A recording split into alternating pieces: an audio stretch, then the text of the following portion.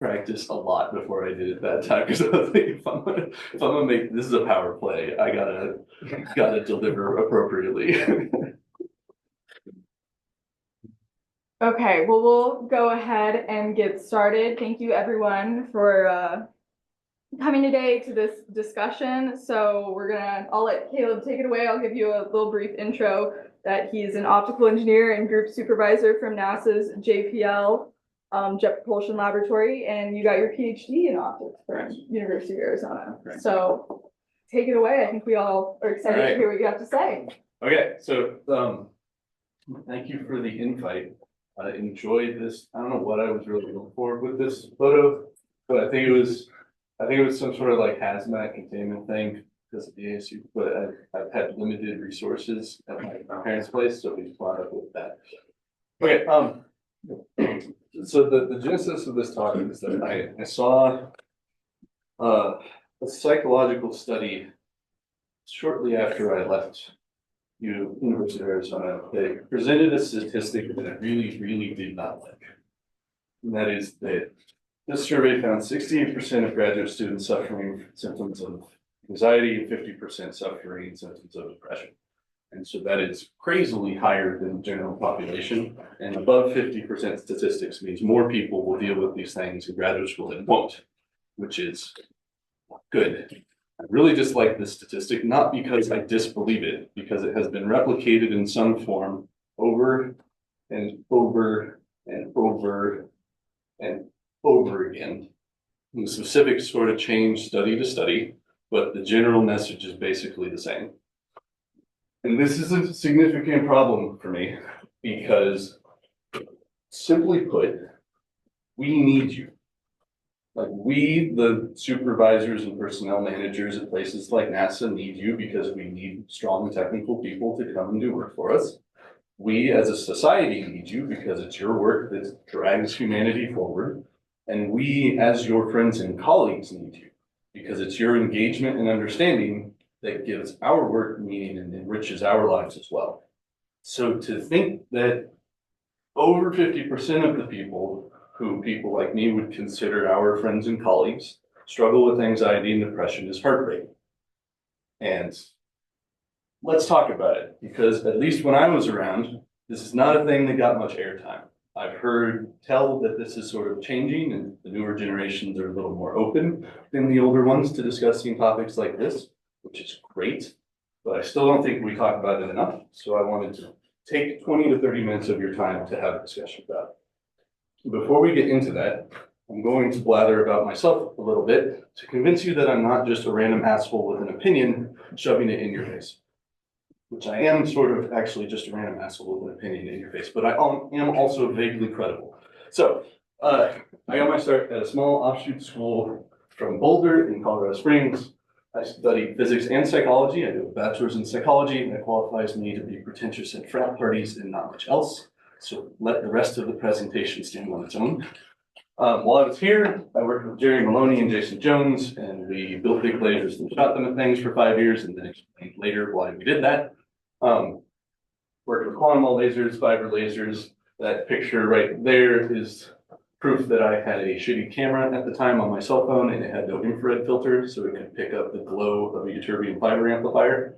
And then this picture here is of an optical parametric oscillator, just high-powered laser device in operation with the danger sign flipped up. It means we defeated the interlock and still ran it because we're safety conscious.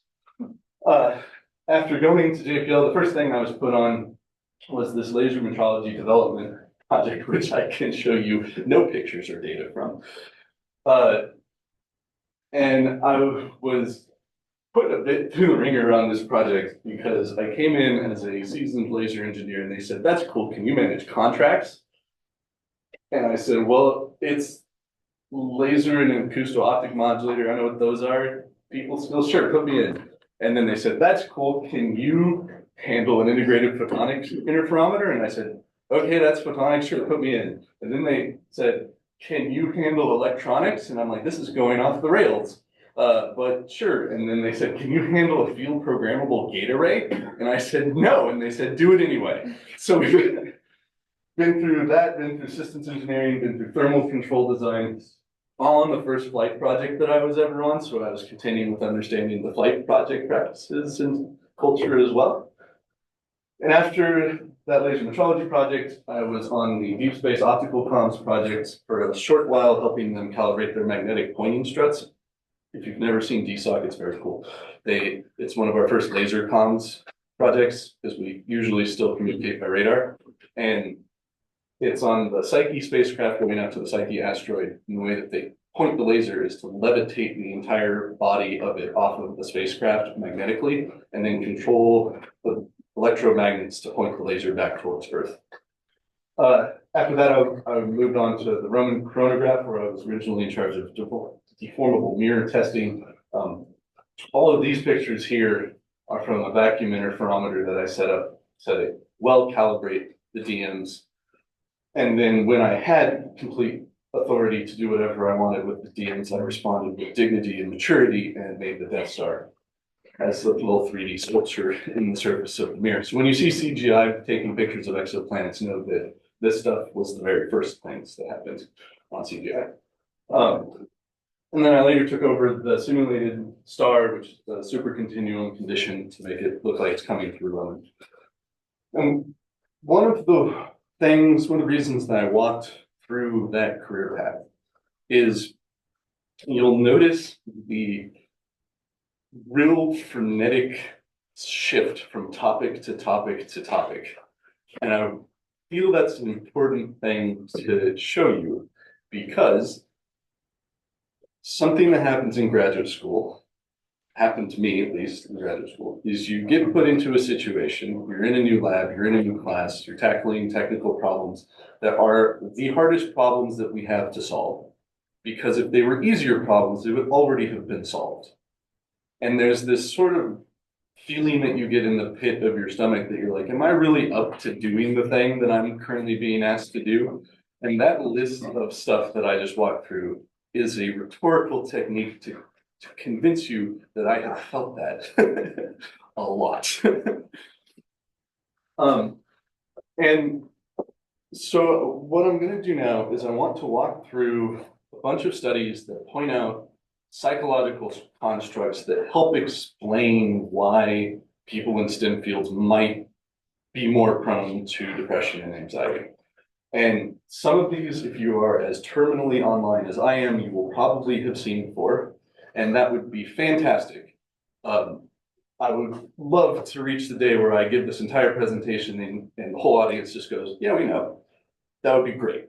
So if you've seen some of this before, fantastic. Please bear with me while I'm going to go through it all. And we're going to start with something that everybody loves, which is the Dunning-Kruger effect. So the first time this was ever done, they were assessing humor, logical reasoning, and grammar. And they gave a bunch of people tests on these, and then they asked them to rate their own performance on the tests. What they found was that the people there wasn't really a difference between the self-ratings. The people who performed very poorly rated themselves about as good as the people who performed the best, which was actually an underestimation on behalf of the people who performed the best. So the people who were very poor at the tasks thought they were killing it. People who were doing great thought that they were just about average or slightly above. And the sort of hypothesis here is that there's two logical errors that are occurring. The error on behalf of the lower performance is sort of an error of understanding of self. In order to accurately rate yourself, you need to have a certain level of talent and understanding of whatever it is. If you don't possess that, you won't accurately rate yourself. And the error on behalf of the high performers is an error in understanding the population. You are good at something, you expect everyone else to be capable of solving or handling that thing as well. This won an Ig Nobel Award, which if you've never heard of those, please go look them up because they are hilarious. Wait, second thing is the silver medalist syndrome. This arose from some sociologists who were watching the Olympics one year. Yes. What did you just say? A what? Nobel Award? An Ig Nobel. Ig Nobel. As in ignoble, but like fancy. All right. Okay, so silver medalist syndrome. Some sociologists were watching the Olympics one year and they noted something strange. They noticed that the gold medalists were predictably stoked and the silver medalists were kind of predictably not stoked. But then the weird part was that the bronze medalists seemed just as excited as the gold medalists. And they sat down and took data on that, and they sort of rated by facial expression, which is very scientific, whether people were smiling or showing contempt or disgust or fear and so forth. And they found this was fairly common, and their hypothesis is that it relates to what they call counterfactual thinking, or comparing yourself to hypothetical scenarios. The silver medalists are comparing themselves to a hypothetical world where they had won gold, whereas bronze medalists, they think, hypothetically compare themselves to not medaling at all. And so it's comparing yourself upwards or downwards affects how you perceive your current self. And this is sort of a mild editorial on me, but if you imagine how this might apply, if instead of a real person, the gold medalist in the scenario was an idealized version of yourself where you did everything perfectly. And if that's who you're comparing yourself to, you will always be the silver medalist. The next thing is imposter syndrome. This is another thing that people have are more aware of, I think, these days. This originally started from a singular psychologist who worked a lot with high-achieving women back in the 1970s. And she noted that a lot of the women she worked with were expressing these feelings of having faked it or tricked people into getting to where they were. And so she dug into that and found that it was very common amongst high-achieving women to feel that way. More recent studies have shown that this isn't really a thing that's exclusive to women or high-achieving women. It actually has fairly equal prevalence, broadly speaking, among by gender, but has different presentation.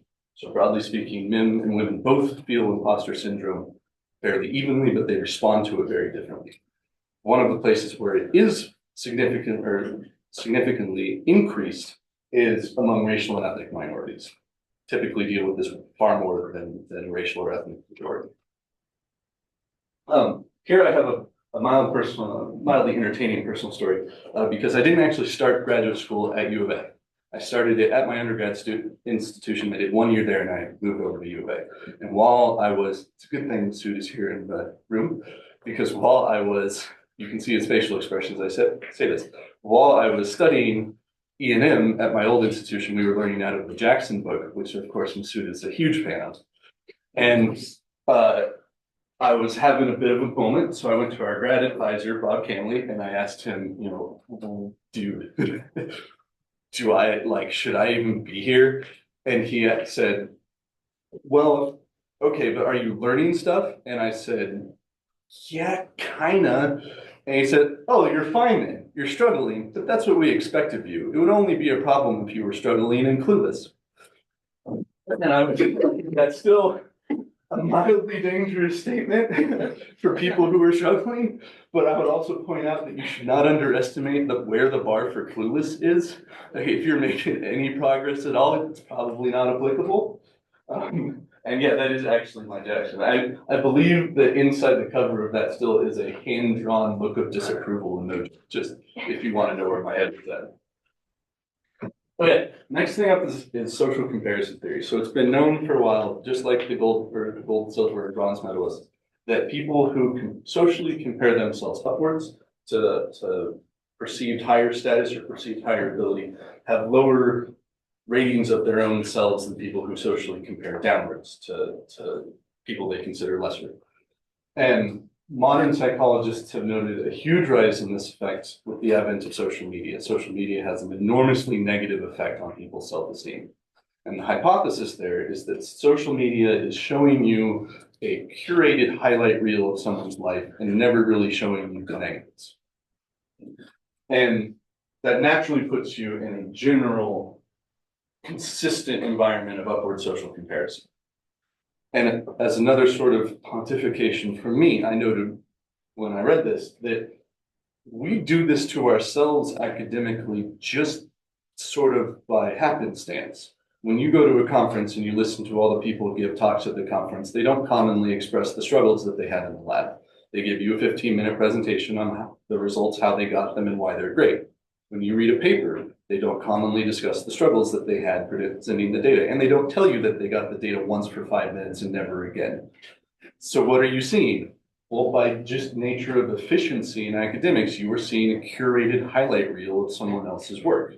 And so you don't see the struggle for 6 months that it took them to set up the experiment. You don't see the fact that they were in the lab at 10:30 at night and they threw a screwdriver on the floor because they were mad at something. You never see any of that. You just see the result.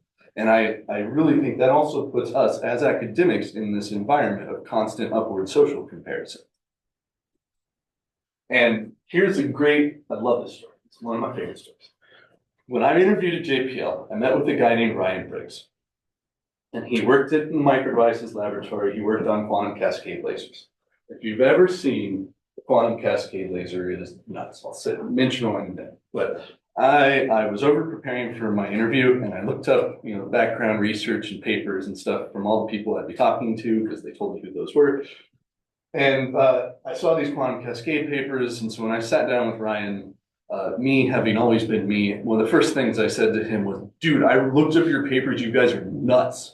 And he had this weird look on his face, and he's like, "Wait, I looked at your papers. You guys are nuts," because when I was in graduate school, we were building these exotic laser cavities for dispersion control down in Jerry's lab, which I always know who my laser scientists are because they look at this laser cavity and just shudder uncontrollably. And so he's looking at these, I think, and he never told me which exact papers that he read. And he's going, "Those guys are nuts. How did they do that?" And I'm looking at his quantum cascade laser designs, which are like 190 to 300 layers of nanometer precision thickness deposition. And I'm going, "That's friggin' nuts. What?" And so we're sitting there across the table from each other, two people with PhDs, each thinking that the other's research was far more impressive than our own. And I swear to you, I think about this like once a week because I cannot fathom how many times this happens amongst academic scientists and engineers. Okay, next is sort of a series of two that really, really are similar to each other. The first is competitive environments. So psychologists have noticed that there are two broad categories of competitive environments. There's what's called insecure competitive environments versus secure competitive environments. And loosely speaking, the difference between those two is whether or not it is okay to lose. An insecure competitive environment is where you compete and you do so out of fear of something, missing out, being judged, whatever it is. Whereas a positive, secure competitive environment is you go out, you give it your best, you push each other, and it's okay if you lose. And there is a significant negative effect for people who are in insecure competitive environments, which can often be what happens in academics as we fight for funding or fight for positions somewhere. Not necessarily postdoc, but professorships are very competitive, and if you don't get it, you don't get it. So it's not necessarily a secure competitive environment. Very similar to that is the effect of perfectionism. People have noted a difference between positive or self-motivated perfectionism versus externally or negatives motivated perfectionism being, do you want your thing to be perfect because you just want it to be perfect, because you just feel a drive to do things correctly and make something happen the way that you wanted it to happen? Or do you do that to avoid judgment or avoid mistakes or some negative outcome of what you think will happen if you're not perfect? And the split there is, in effect, is very similar. That positive perfection generally positively correlates with self-esteem and positive emotions. Negative perfectionism generally correlates with negative self-esteem, negative psychological outcomes. And shout out to my young people. This is getting worse. This is a great study. Yeah. This study I found that showed since 1989 through to 2019, when they did the study, that ratings, make sure I say this correctly, ratings by younger people of what they think their parents are expecting of them has gotten harsher and more perfectionist over time. So essentially, this is saying that the positive negative perfectionism, it looks like it's trending harsher and more negatively over time. So Good luck. And yeah, so that is more, even more impactful to understand this now than maybe it was back in the 80s. Okay, that is, I could keep going on psychological studies, but that's where I decided to draw the line for everyone's sake and stop talking about psychological constructs. And I want to go through some things to keep in mind regarding all the stuff that I've talked about. And I want to be really careful here because I don't want to talk about solutions or tricks or something like that to imply that I can make, or anything that I can say will make the problems go away. Because I've attended a lot of talks about these sorts of things by psychologists, and I utterly hate it when they give advice and it's this sort of trite, meaningless thing that, you know, if that advice worked, why would you even be at the talk listening to psychologists tell you to do a simple thing, right? It sounds borderline insane, but I hate the word just.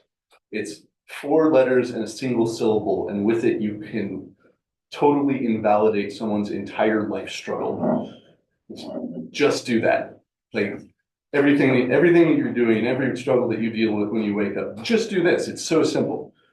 It's totally invalidating, and I hate it. And I don't like seeing it happen in presentations over mental health and stuff like that. I'm going to try to avoid it as much as I can. So the first thing to remember is that you are not alone. Throw back to that first statistic. 50% prevalence of depression, 68% prevalence of anxiety. That means more people will deal with this, more of your friends and colleagues will deal with this than will not deal with this. And that can be a depressing statistic, but it can also be a mildly comforting one. It doesn't make the struggle go away, but when your struggle is so common and well-defined that it has its own Wikipedia article, there's a mild amount of comfort to take in that you aren't the first one that's ever dealt with this. Oh wow, we're going fast.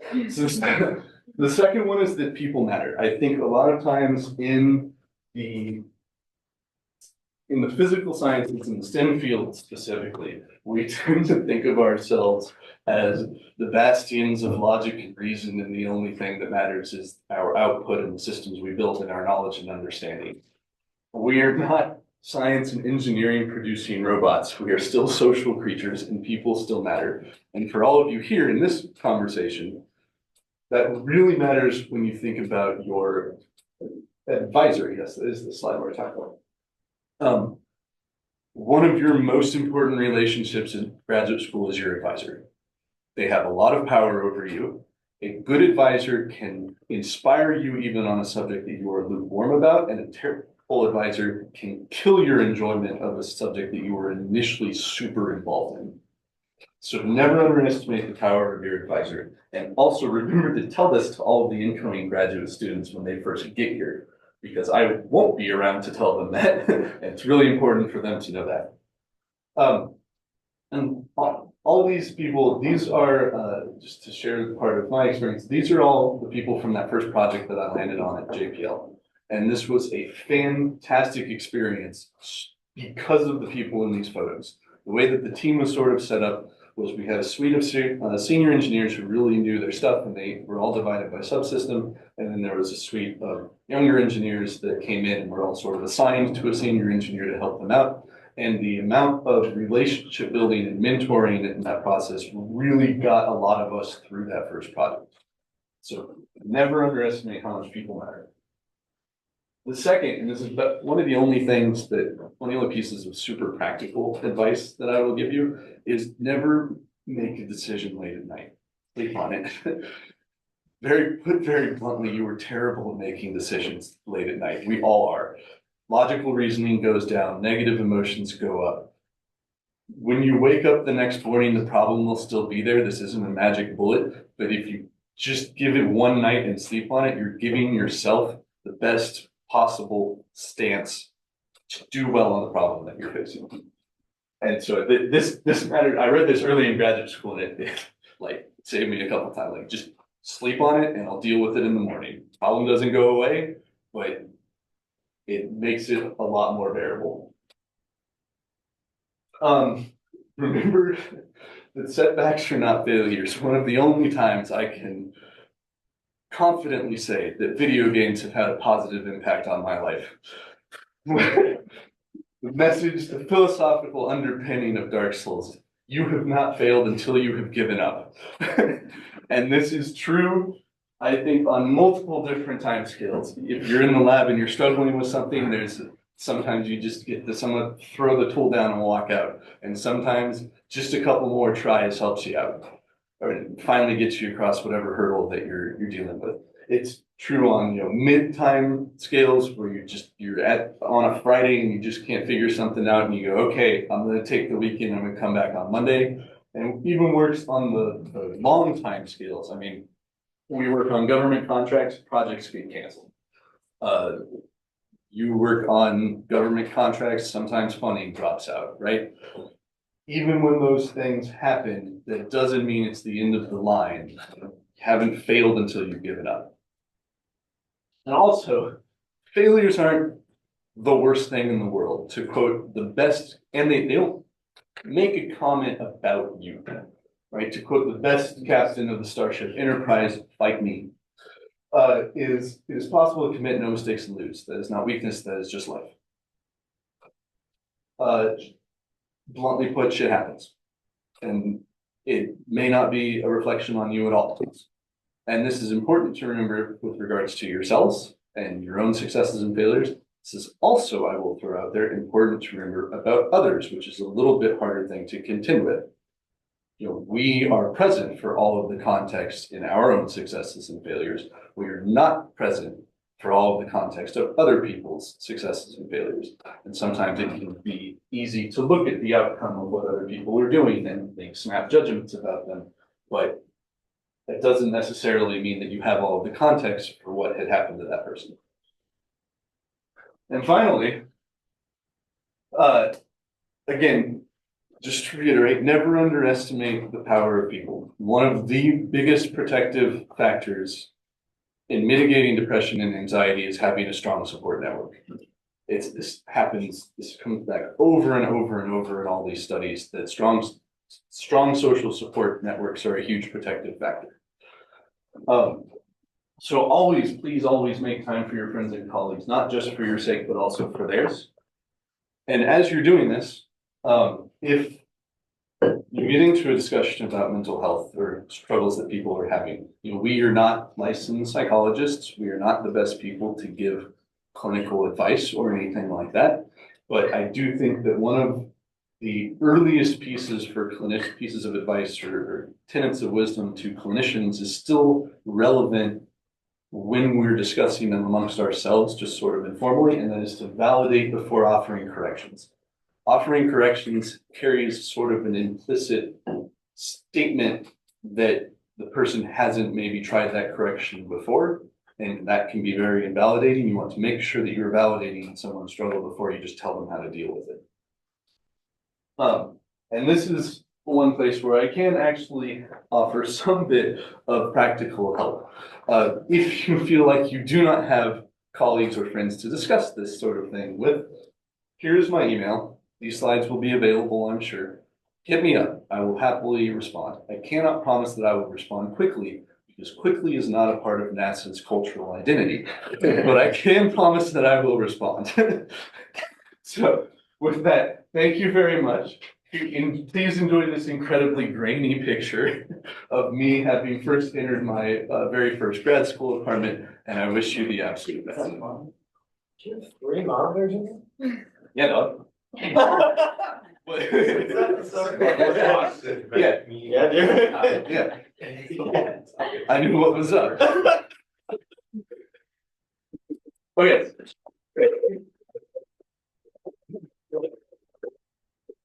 So I intentionally put this talk short, which means we still have 25 minutes to the hour, and I do that because discussion afterwards is almost as important as the presentation itself. So, that's it. You're free to go if you've got stuff to do. But if you want to sit around, if you want to hang out, talk, ask questions, I'm here until people stop talking to me. So,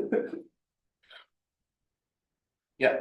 So I thought there's a slide on like negative versus positive perfection. I want to talk about that a little bit more if we can Sure. go back. So that's something that I've thought a lot about, how perfection, to some extent, perfectionism is how a lot of us got to the place we are, right? Because we pay attention to little details and we're driven, and at the same time, it may feel like you're motivated to do it because you do care, but then there is some underlying, maybe deeper fear of, or motivation behind why you're driven to do like the next, essentially what you said here. And I always saw them as coexisting, actually. Like once I started to understand that that's as, so like I thought about kind of trying to apply like selective perfectionism. And anyway, my question is, how do they differentiate between the two? I think they have the primary differentiation here is how you feel if you don't achieve it. So a negative perfectionism would incur judgment and lower ratings of self if you don't achieve perfection, versus a positive form of perfectionism. I really want to do that. Like you get this, you get this as an engineer. One of the hallmarks of the engineering mindset is it must work. Like I don't care how long it takes me, it must work. I see the system and it's not working, and it must work. And I think the healthy form of perfectionism is, as you're dealing with that, if you just can't make it work, that's okay. Yeah, I just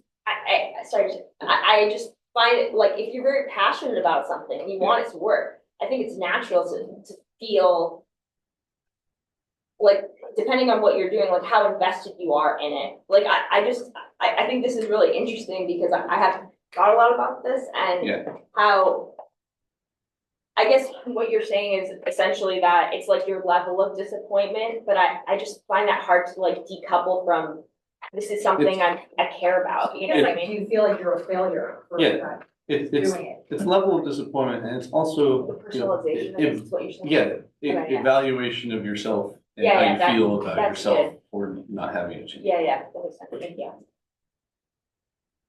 Yeah.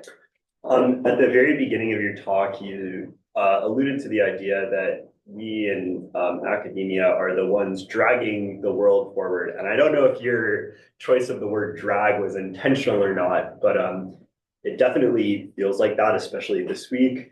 And so my question is, how do we in academia kind of deal with the stresses that sometimes it feels like we're working in a world that is we're sort of fighting against the current in general, not just in our research, but in general. Yeah. It's a that is a very good question and a very difficult one to answer. I've described myself before as an optimist by bit overflow of negativity. You went so negative at a certain point that you're just like, it just overflows and you say, well, everything sucks, but I'm just going to work to make it better. That's not exactly the most motivating statement. But I also think that, what's that mean? Nope, that was a computer deciding they wanted to just shut off my message. That's fine. A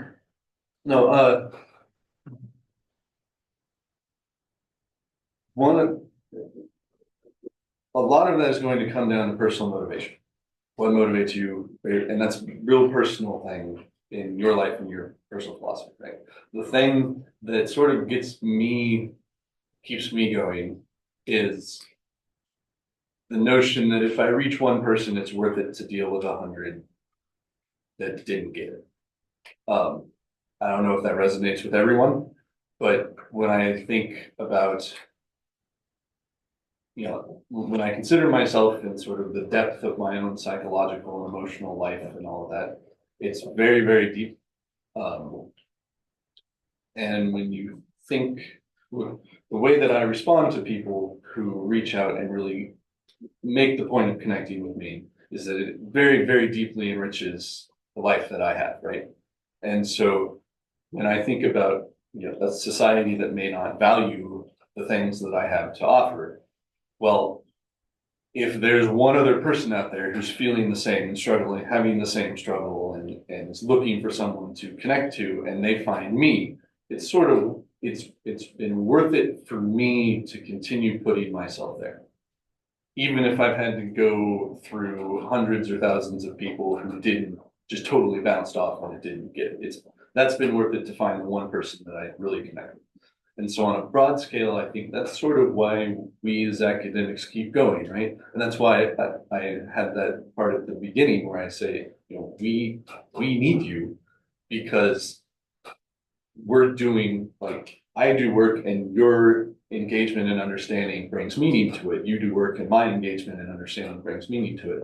So sort of that remains true even if we're the only ones having that exchange.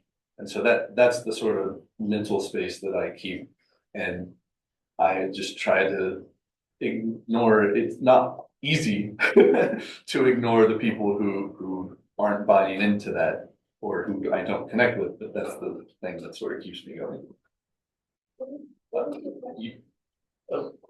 My question was, yeah, just about like in general, how do you like, I mean, your answer is kind of tune it out, it sounds like, the noise of a little bit. You have people who are resisting these, who don't believe in the importance of the things that we're doing, and that can kind of be a dismotivator. It's a little bit tune it out, and it's a little bit keeping in mind that there are others who are looking at the exact same situation and having the same frustration that you are, and the connection between you and the other person feeling that same thing is more important in my mind than the thing that you're tuning out. I guess I hope I'm getting that across.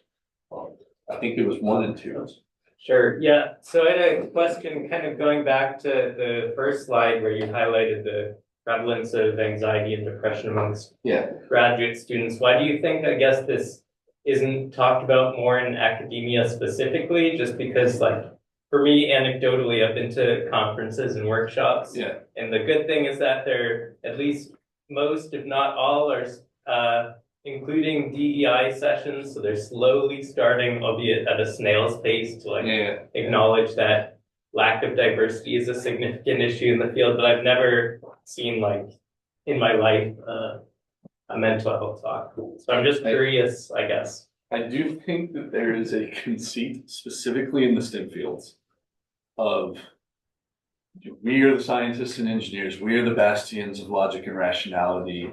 Emotions and soft human things should not matter to us, right?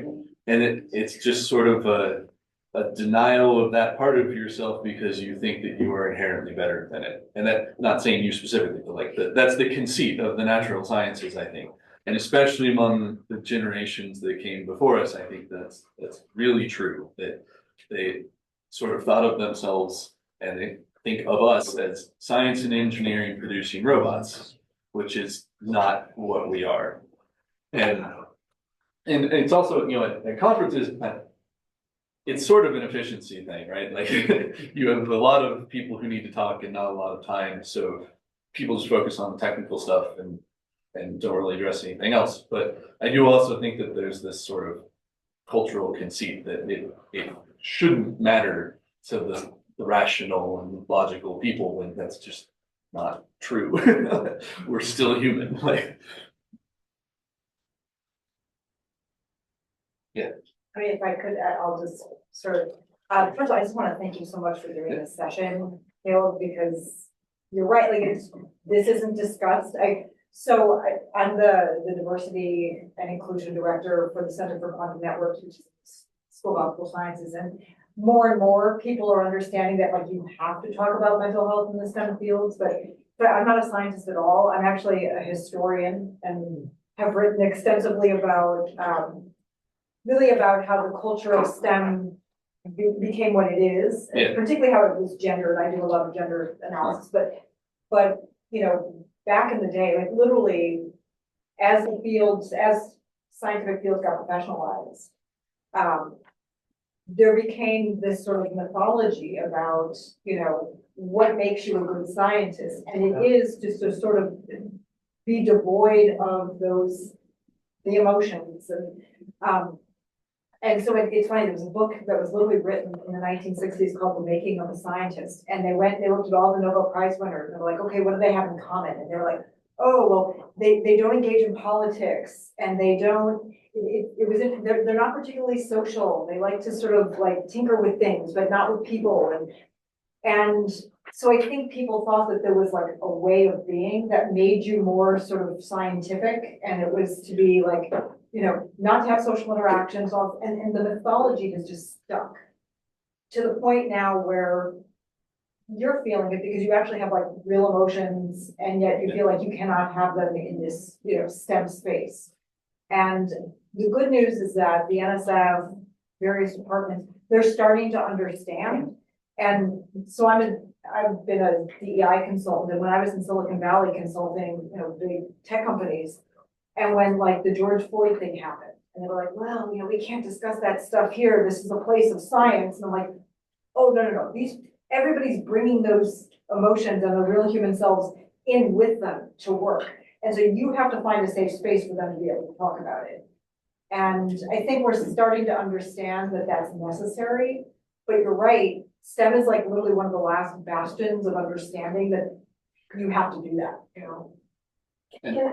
And I'd add to that in a weird way. It's a very nuanced piece of philosophy too, because sometimes emotions can be inconvenient. And as a scientist and engineers, you do have to check yourself sometimes, right? Bias is an emotion, and you need to check yourself on bias and remove bias from your work. But that doesn't mean that you kill yourself emotionally to do it. In the second life lesson that I've learned from video games, I love Smash Brothers. And when I was here, I would go to tournaments up in Phoenix, and we had a little club that would take over the conference room after the colloquiums. I know what question is about to come. No. Melee? What? Melee?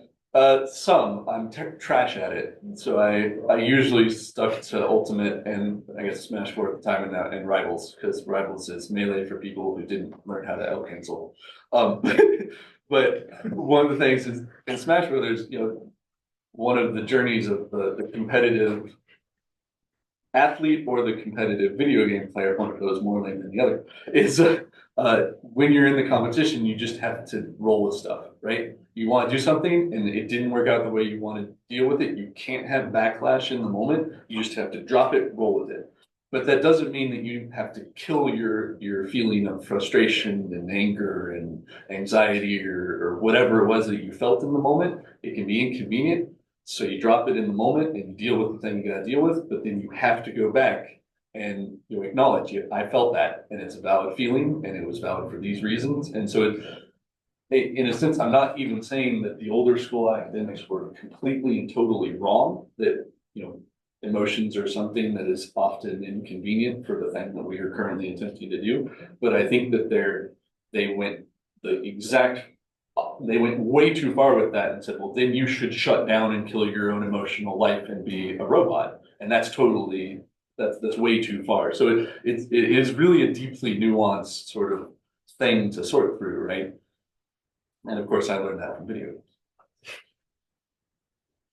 Sorry, Amanda, did you have something? Oh yeah, I was just gonna say that I think it's also like, so for example, like a physicist or a mathematician, usually you're given like, if you work at a problem eventually, I mean, not always, especially when you get to like the end of a PhD, for example, you may find that there is no answer, but essentially during most of your education, if you work hard enough on a problem, you'll arrive at something like you find to be the solution. And I think that that's something that's comforting in the sense that you believe that a solution exists, whereas with interpersonal problems and emotions, a lot of times you can just spin your head over a situation and there's just like so much that you can't control, whereas like in a physics or a lab experiment there is. And I think that that's also one of the reasons why people who are driven to work in these fields, they're used to that happening. And with emotions and interpersonal problems, you don't get that, and so they can just kind of feel like they want to push away from it. I think for that reason too, because it can be more frustrating, and I think that may be why, like, of other fields, like, they're not used to having to accept that. We often do get to a final, like, this is right and this is wrong, whereas like other aspects of life won't, you know. So I think that that also, like, emotional intelligence is something you have to deliberately work to cultivate and figure out. Like, you didn't figure all this out overnight. Like, this is something you No, had totally to did. you had to take interest in that and, like, deliberately do it in your own time. And he wasn't, you know, likely getting paid for that, right? And whereas, like, That's true. you know, you have to you have to care, and it's not as, like, you know, in the lab, for example, you know that you're going to get a reward for doing that. And this, obviously, he is. His life's, like you're saying, your life's going to feel more meaningful when you make connections with people and you see that. And it's more like meaning driven rather than like income driven. So, yeah, I think that contributes too.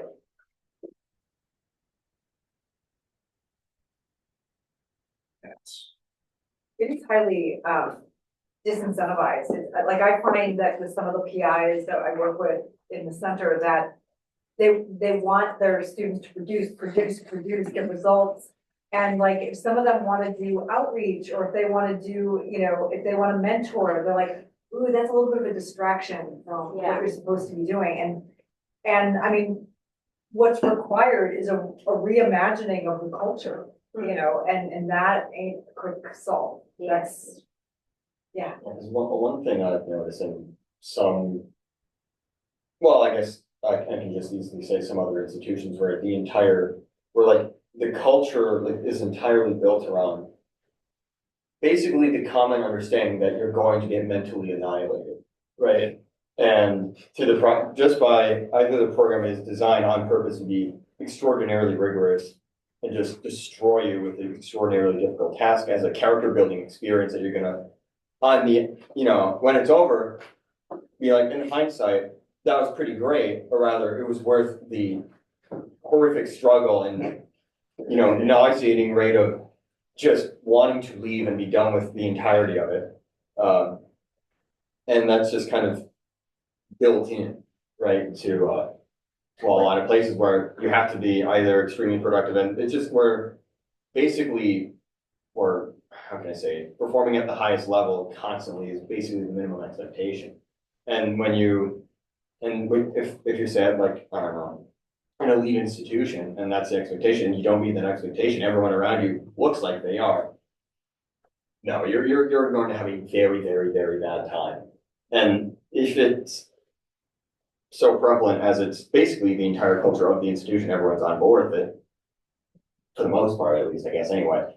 Changing that, you're not going to change that with, like, that's going to take either a while to change, or like just not quite a liquidation of the entire department, but like an overhaul of how they do things at the very, you know, base level.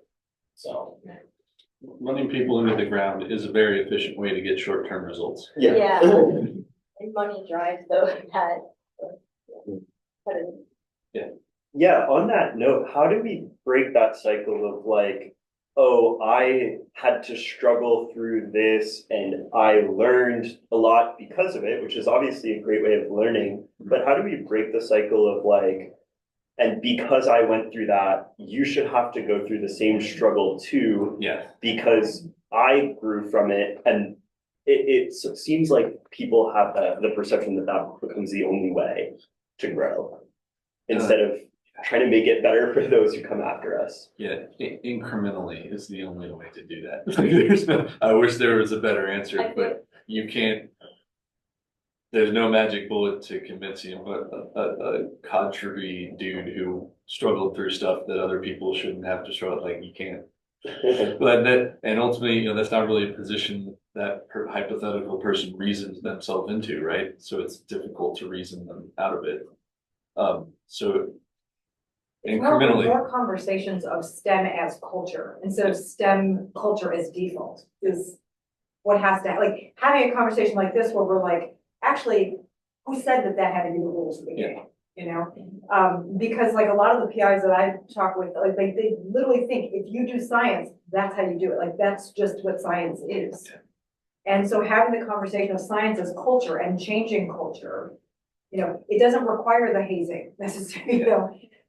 That's, it's not a quick fix, but that's the main thing. I think that's like that's like a personal problem, because like not every, you know, person has that, so that's like a person by person problem. I think like pride, resentment, they feel like they went through this, so you have to, but I think that's like generally accepting that there's gonna be new models or new ways of doing things, and just talking about that or having that more. It's like the difference between like tradition versus innovation. Sorry. I didn't see whose hand was up first, but I just wanted to respond quickly. sure. I think that there's two kinds of struggles. Like there's struggles with a problem that's difficult, and I think that's a healthy form of struggle. And there's struggles with depression, anxiety, things that, like, I would rather, like, just because I've struggled with difficult problems, I don't want people to face struggles with things that are unhealthy, right? There's struggles with depression, having a bad mentor, like things that they shouldn't need to struggle with. So I think it's okay to be like, I want people to struggle with interesting, worthwhile things to struggle with, and have that perspective and be okay with them still struggling, but in a healthy way. Yeah, like how do we teach resiliency without Yeah. giving you a situation in which you need to be resilient that's gonna make you depressed. And it's sort of, it could go back as simply as the difference between a secure and competitive, or secure and insecure competitive environments. So which that kind of means that eventually, if you want to change, you will have to work your way into a position of some sort of authority, and then you construct an environment where it is okay to fail. You put people up against challenges and you say, deal with it, but if you fail, that's okay, we'll try again or something like that. And that's a long-term incremental type of thing. It's not I don't think there's a revolution or something for those sorts of changes, unfortunately. I was just wondering what your experience has been with not letting companies run you into the ground, but also still having a job. I'm a bad person to talk to about that because I work at JPL, where it is exceedingly easy to overwork yourself, and not even because of a demand on you. JPL is a very interesting environment where the admin and the line management, or the school managers, will tell you need to take a break. You need to work your 40 and take a break. But meanwhile, you're working with some incredibly talented people, and you're up against super tight schedules, and they're relying on you to do stuff. And it's easy to work yourself to death just because you wanted to. So I have not, in essence, I am the company that is demanding that I run myself into the ground, which is a little different, I think, than what you're asking. And it's, but when it comes to surviving in, you're pointing out something that's very prevalent, because if you work at somewhere, say like SpaceX, where they're going to expect you to put in 80-hour weeks, and if you don't, then they're not going to particularly like that. And if it's not in an entrenched environment, you can look for other places in the organization, like an advisor, right? An advisor can be terrible and demand of you that you work 90-hour weeks. And you probably won't change the advisor's mind, because advisors are borderline feudal lords and they have control over your destiny. Sorry, that's too depressing. But you can go find another advisor, right? That's a bit harder in companies because it could be the only company where you live that is doing the thing you want to do.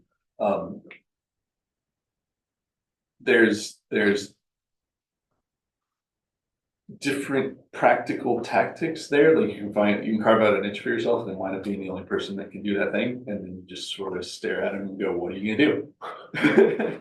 And there's finding the one little enclave in the company that's gonna support you in dealing with that. Or there's finding other companies that's a situation that is frustratingly common, I think, in American culture in particular, and some others around the world. And I don't think that there's a magic bullet solution for it, which can be depressing to hear, but I think is kind of true. So as unsatisfying as the answer is, like you either find your niche where they can't upset you regardless, or like they can't kick you out regardless of how much they want to, or you find your people who will support you and protect you, or you find another environment, or that we have limited power sometimes, and that's a frustrating thing to deal with. I know, so I'm sorry that the answer is unsatisfying, but yeah, it's a common thing in the American industry, I think, and it's not good, but it's what we're situation we have. Yeah, I know. Sorry. The good news is that generationally, what we're seeing among the workforce, you bring up an excellent point, Caleb, that so JKL used to be a client of mine, and so we had that, we sort of trained them to have the people go in and say, oh, take your breaks and stuff, but that doesn't mean that psychologically you still don't feel compelled to work the hours anyway, which is huge. But the good news is that to be competitive with millennials, Gen Z, companies, the new scientists coming into the companies are expecting different culture change, and so they're starting to change the expectations of the employers a little bit. Yeah. And so cultures are getting better. They're still not great. I mean, and I'm not gonna sit here and say it's great, but your generation is propelling the change. You walk in having very different expectations of that workplace. And so there's accommodating that. And there's also an element here of the situation sucks, not to act like it doesn't, but you shouldn't limit your field of view, I think, because there are a lot of companies and not all of them are trash. Some of them are mid and some of them are really good. And so, I would say don't just accept it. Is that the only practical thing I could say? But yeah, it's a thing that we deal with. Sorry, feel free to have discussion afterward. I just want to let everyone know we're at time. This was a great discussion. So thanks everyone for coming. Be sure to sign in on the attendance sheet. And if there's cookies left, feel free to grab those and stuff. But yeah, thank you for coming. Thank you for that. Thank you for being Yeah.